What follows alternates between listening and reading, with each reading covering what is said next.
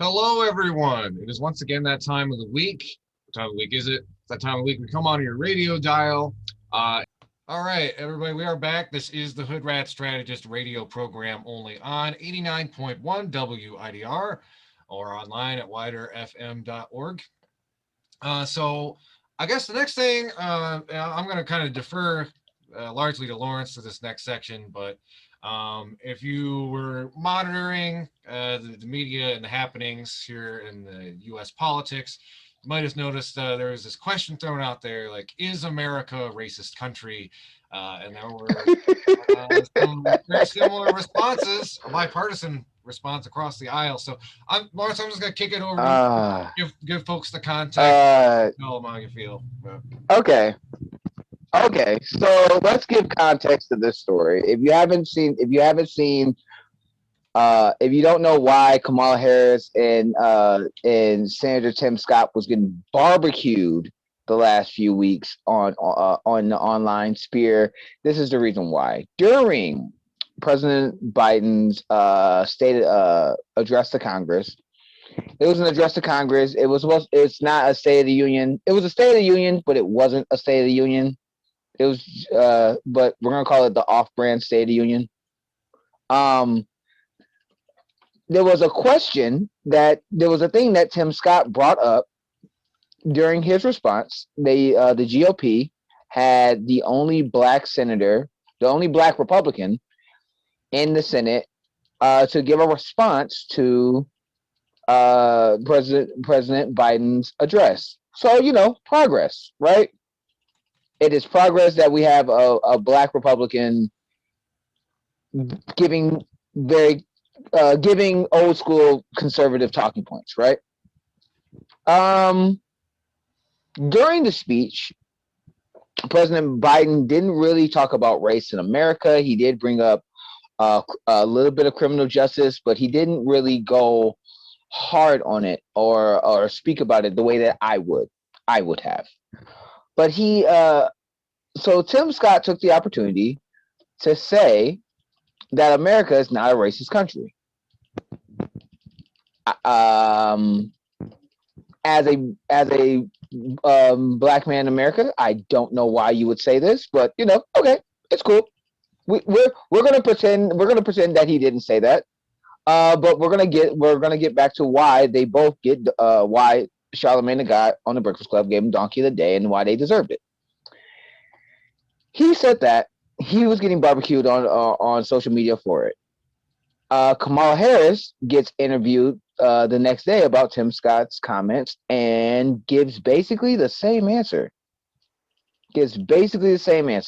That yes, America is not a racist country, but we need to address the racism that has preceded it, that has that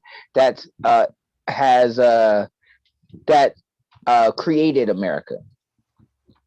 And the liberal hypocrisy knows no bounds because people tried to say or tried to make the claim that she wasn't saying the same thing, which she did. She literally said the same thing that this black Republican said. So let me be clear. Yes, America is a racist country. The reason why America exists the way that it is because of the colonization that white settlers did to the indigenous people of the land. They did that based off of their race.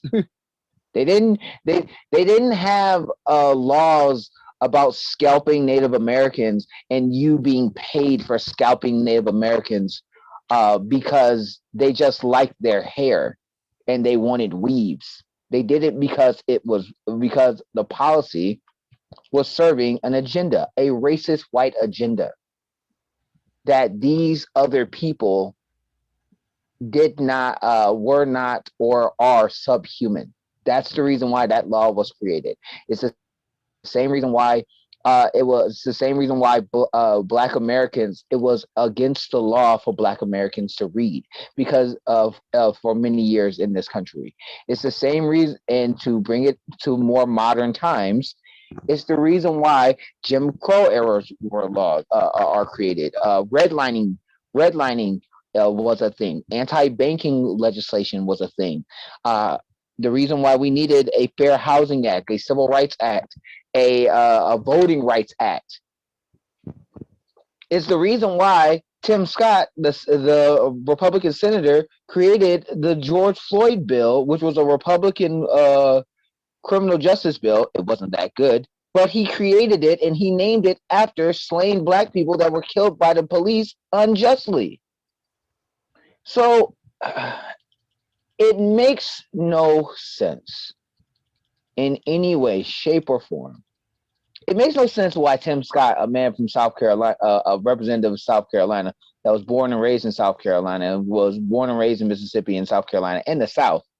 It makes no sense for me why that brother would say it, other than to appease his racist white voters.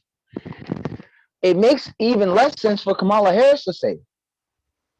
Kamala was literally AG. She was a district attorney and she was an attorney general of California. She saw what the criminal justice system did to brown and Black Americans. She helped do it.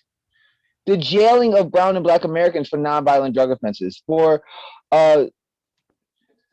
the reasons why Michelle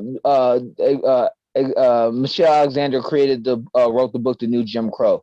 There was she saw firsthand how the system of justice and the laws negatively affected minorities in this country. So to say that America is not a racist country, it's like saying that you're going to be a vegan today and then you eat a Philly cheesesteak with bacon on top. Like, it makes no sense. It literally makes no sense. And it bothers me the most that we have two prominent Black politicians that help fight, that should be helping to fix the issues that we have in this country, spew language that help justify the systematic oppression that we are in. Because if America's not a racist country, then there's no reason to fight or change the laws that negatively affect us.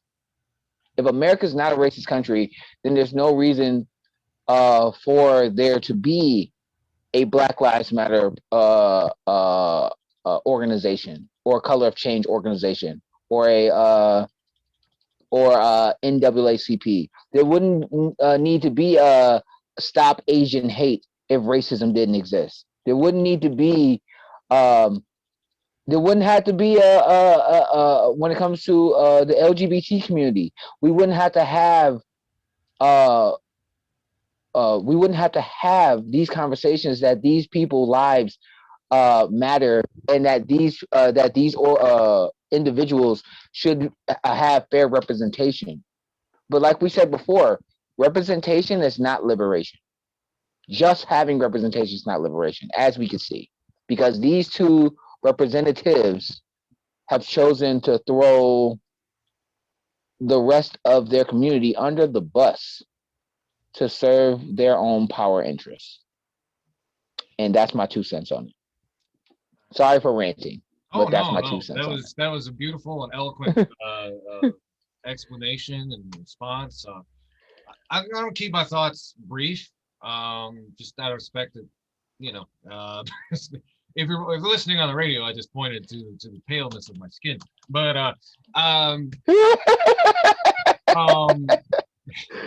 so I guess I want to kind of tailor my response. This is just like what I would tell other Caucasian folks or melanin challenged people. Melanin challenged people. That's hilarious. And it's this, and particularly, like, I know some right wing type folks do listen to the show. A couple of you were trying to make some saucy comments the other day. So, I really need to understand, like, particularly like people on the left, we don't like choose to believe this history because we just hate America or something like that. No, it's because if you do enough research into what America is, you find out pretty quickly that the version we've learned about growing up is very much kind of like this fantasy Disney World version of American history. It kind of sets up America like, oh, we've always just been kind of overcoming our moral deficiencies, and we're like a work in progress. But you know, the founders always had the right idea and stuff. And you can't, I mean, there's just a couple fundamental facts. You can't, as Lawrence eloquently pointed out, like this is a country that was founded on stolen people and stolen land. Whatever Facts. ideological project you want to attach to that, you can't avoid that bottom line concrete reality. And you know, really just question a lot of stuff you grew up with. This is really random, but it came to mind. Like I remember watching the Mel Gibson movie, The Patriots, when I was a kid. And there's this character in it who's like, he's like this black character, and he's kind of meant to be like a stand-in for, you know, kind of this black liberatory character, and he chooses to fight with the colonial army because of this. I can't remember exactly the dialogue, but he basically references this idea that like this is a land where we could fight for liberty, and all of us can one day be free. And it's a good example of how, you know, like kind of white media whitewashes history, tries to make us seem a lot better than we actually are. You know, some more recent analysis even pointed at the revolution as kind of one of the mitigating factors, is kind of a counter-revolution against or for upholding the institution of slavery, among other things. You only need to go back to the source documents of what the founders actually said to get their opinions about whether or not black people should be free or not. But really just, you know, especially white folks out there, question the history you've been taught with, all that like 1776 project stuff. You learn this misinformation for a reason. And it's like they want you Is the 1619 project. The 1619 project. Watch that. Learn from it. And it's like there's a reason that they want you to defend a false picture of American history. Like it reminds me of like aggressively defending the right to still believe in Santa Claus, because it's counter facts. But I gotta say, facts don't care about your feelings. America is a country founded on racism and capitalism and colonialism, and you know that's all I have to say about it. I mean, just a quick point on that. Just a small point on that. If let's say, I just want to say if, I'm just going to say if America is exactly the way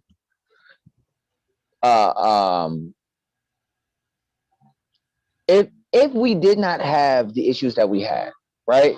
Like let's say I was to believe Mitch McConnell and others, and believe that the 1619 project is a lie, and that this is that they're really just trying to hurt America. They're not trying to that us telling the truth about America's past really hurts us. Then why would we? This goes back to the conservative ideology. Why would we want to fix anything? The idea of conservatism is sticking to tradition, sticking to the status quo, right? Remember, a point in time in this country, slavery was the status quo. Women did not have autonomy to vote or to even be in the workplace at a point in time. Asian Americans were not represented in any way, shape, or form outside of just abusive labor practices for all the railways. Indigenous Americans were land was stolen, and we called them primitive and savages. You know, Mexican Americans. The reason why we have marijuana. The reason why we have marijuana reefer madness And the idea that we outlawed marijuana was because of Latin immigrants to this country. Remember, the Polish, the Italians, the Irish, they were not considered white in this country until they started working with other minorities to get represented. Then they were considered a part of the white racial class in this country. Yeah, I'd say even you see that Like, kind of stretching to this day, the way that some of these modern fascist groups are trying to like embrace multiculturalism. You know, like I mentioned earlier, like Enrico Tarrio running the Proud Boys and like embracing fascist figures like Pinochet is kind of multicultural fascism. They're trying to like broaden the goalposts of whiteness yet again, because you know if you are a white supremacist, you can kind of see the drawing on the wall. There is, I mean, it's the reason I think a lot of our politics are getting more violent and reactionary is because there's this sense from a lot of white supremacists that the dream of a white ethno state is crumbling, which is good. F that. You know. no, so yeah, I mean, we cannot do better. We cannot heal what's not revealed. That's the main point of the conversation. We cannot heal what will not be revealed. Black people will never be able to get reparations if we still have people denying the fact that that slavery, the effects of slavery, the effects of things like Black Wall Street in Tulsa, Oklahoma, the effects of mass incarceration and the drug war. The reason why we have an immigration crisis now, because of our foreign policy in other countries. It's because of the original sin of America. It's because of that original sin, not acknowledging it. And if after we acknowledge it, then we can help fix it. Yeah. Oh, that's it. You said point blank, period. Mm-hmm. All right, Lawrence, any other thoughts, or you want to like move on to the next topic? We can. It's actually 7:29. We normally take a break at and do 7:30. So let's take a quick break. Okay. And then we can get back to the story. All right. Y'all are listening to the Hood Rat Strategist radio program only on 81.1 WIDR or online at widerfm.org. You can also watch our full episodes on our Facebook page. And please subscribe to our YouTube channel. We break up our show into shorter, more digestible clips based on topic. And please hit that subscribe button. There's a bit more material out there in the community. I'm going to keep you down locked. This is the Hood Rat Strategist radio program, your only source for political revolution.